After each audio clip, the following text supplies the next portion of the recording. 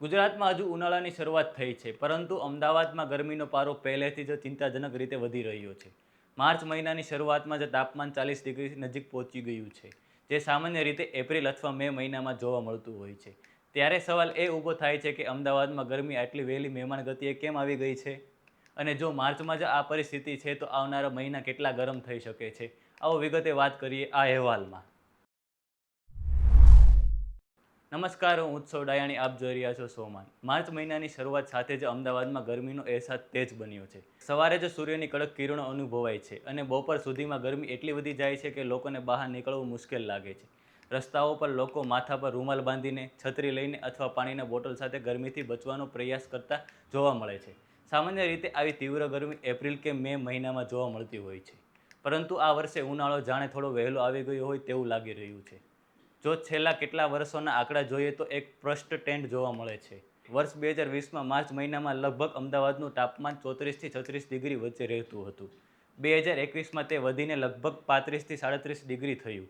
2022માં ગરમી વધુ તીવ્ર બની અને તે તાપમાન 37 થી 39 ડિગ્રી સુધી પહોંચ્યું. 2023માં તે લગભગ 36 થી 38 ડિગ્રી આસપાસ રહ્યું.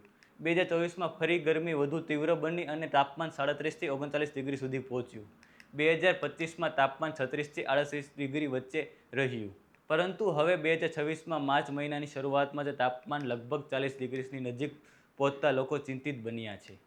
વિશ્લેષકોનું કહેવું છે કે આ બદલાવ પાછળનું સૌથી મોટું કારણ ક્લાઇમેટ ચેન્જ છે. સમગ્ર વિશ્વમાં તાપમાન વધતું જઈ રહ્યું છે અને તેના કારણે હીટવેવ વધુ વાર અને વધુ તીવ્ર બની રહી છે. તેના ઉપરાંત શહેરોમાં વધતું શહેરીકરણ ગરમી વધારવાનું મહત્વનું કારણ બની રહ્યું છે. અમદાવાદમાં ઝડપથી વધી રહેલા કોન્ક્રીટના બિલ્ડિંગ, રોડ અને વાહનોના કારણે શહેરનું તાપમાન આસપાસના વિસ્તારો કરતાં વધુ રહે છે.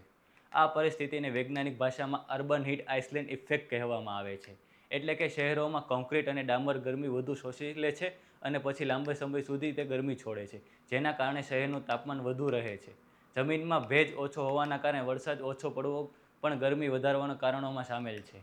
હવે સવાલ એ છે કે જો માર્ચમાં જ તાપમાન 40 ડિગ્રી સુધી પહોંચી રહ્યું છે, તો મે અને જૂન મહિનામાં પરિસ્થિતિ કેટલી કઠિન બની શકે?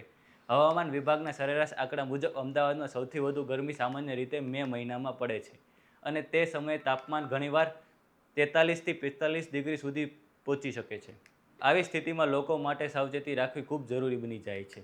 ડૉક્ટરો સલાહ આપે છે કે બપોરના સમયે સીધા તાપમાં જવાથી બચવું જોઈએ, દિવસ દરમિયાન વધુ પાણી પીવું જોઈએ અને શક્ય હોય ત્યાં સુધી માથું ઢાંકીને બહાર નીકળવું જોઈએ, કારણ કે વધતી ગરમી માત્ર અસુવિધા નથી, પરંતુ તે સ્વાસ્થ્ય માટે ખૂબ જોખમી બને છે. આ સમગ્ર મુદ્દે તમારું શું માનવું છે? શું વધતી ગરમી પાછળ ક્લાઇમેટ ચેન્જ સૌથી મોટું કારણ છે? અમને કમેન્ટ કરીને જરૂરથી જણાવજો. આવા જ વિગતવાર અહેવાલ જોવા માટે અમારા વિડીયોને લાઇક, શેર અને કમેન્ટ કરવાનું ભૂલતા નહીં અને સોમાનની ચેનલને સબસ્ક્રાઇબ જરૂરથી કરજો. નમસ્કાર.